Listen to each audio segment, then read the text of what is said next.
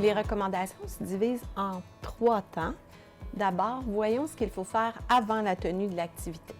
La première recommandation, c'est de bien connaître le prêt à danser. Donc, on se familiarise avec la capsule du prêt à danser.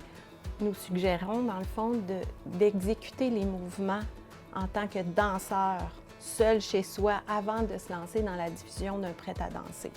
Si on le fait dans notre corps, ça va être beaucoup plus facile après d'expliquer le produit, puis de le vendre aussi, d'être convaincant. Ensuite, c'est super important de préparer une affiche promotionnelle pour justement faire une rencontre d'informations pour expliquer ce que c'est la danse assise. Donc ensuite, on peut constituer le groupe de participants et ce qui est très important, c'est de s'assurer que chaque participant a le droit de faire de l'activité physique, qu'il n'a pas reçu une interdiction de bouger par un professionnel de la santé.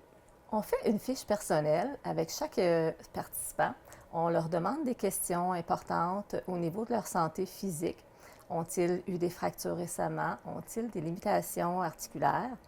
Est-ce qu'ensuite, ils ont des appareils auditifs qui fait qu'on devrait mettre le son plus fort? L'environnement est à considérer aussi également avant la tenue de l'activité. Il faut penser à certaines choses. D'abord, l'accès au local. Si on a des gens en chaise roulante, il faut y penser, il faut pouvoir les installer. Il faut que le local soit bien aéré aussi, suffisamment grand pour accueillir le nombre de personnes, le nombre de participants. Parce qu'on doit considérer qu'ils vont bouger, alors on a besoin de plus d'espace. D'espace entre chaque personne.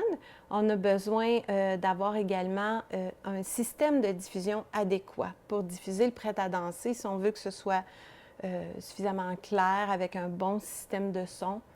C'est important. Pendant la tenue de l'activité, premièrement, nous allons accueillir nos aînés. Nous allons les installer sur les chaises en rangée avec les espaces pour bouger. Alors, on veut s'assurer que les aînés ont de l'espace suffisamment pour danser dans les mouvements latéraux aussi. Et on veut aussi que chaque personne puisse bien voir l'écran. Donc, les chaises sont disposées à l'avance avec des espaces pour qu'ils puissent voir l'écran. On s'assure que ceux qui sont en fauteuil roulant ont bien stabilisé les fauteuils, que les fauteuils sont barrés pour que ce soit plus sécuritaire et plus stable. On vous suggère, dès le départ, de vous présenter, bien sûr, et d'expliquer le déroulement de l'activité. Ensuite, c'est le moment d'inviter les gens à s'asseoir sur le bout de leur chaise juste avant de démarrer la diffusion. Alors, lors de l'animation, c'est très important de parler très fort, de parler lentement pour bien articuler et se faire comprendre par les aînés qui ont parfois des problèmes d'audition. Et de vérifier aussi le volume. Alors, on peut faire des tests de son avec eux. On leur demande est-ce que c'est suffisamment fort, est-ce que vous entendez bien? Et là, autant que si c'est trop fort, ça peut être très désagréable pour ceux qui ont des appareils aussi. Donc, on fait nos petits tests de son. C'est important de faire les mouvements en même temps que les aînés parce que là, il y a un danger. Le danger, c'est que les aînés nous considèrent comme un spectacle de danse au lieu de bouger eux-mêmes et de participer. Donc, c'est important de les encourager à bouger, surtout lors des démonstrations, parce que la démonstration, elle est faite, dans le fond, pour que l'aîné commence à se familiariser avec les mouvements, pour que ce soit plus facile lors de l'exécution officielle sur la musique. Donc, c'est bien important d'être un animateur ou une animatrice très impliqué et de bouger avec les participants.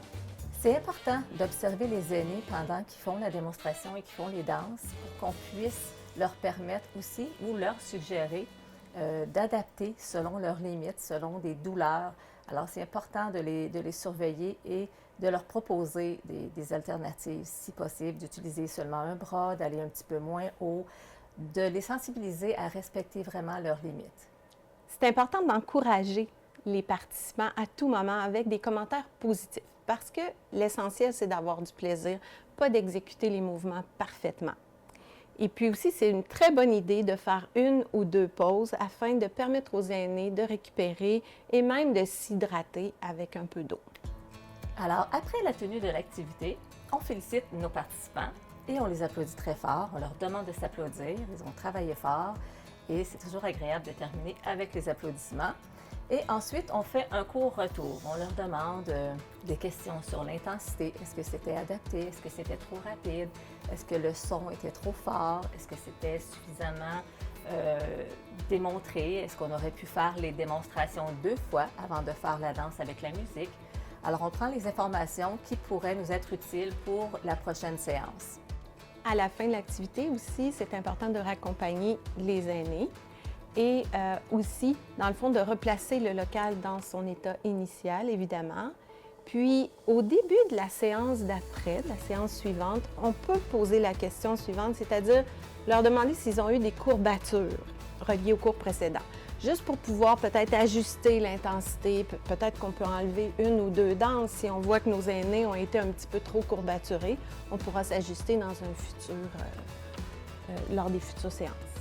Adaptadance est spécialement conçu pour favoriser le vieillissement actif et le bien-être des aînés.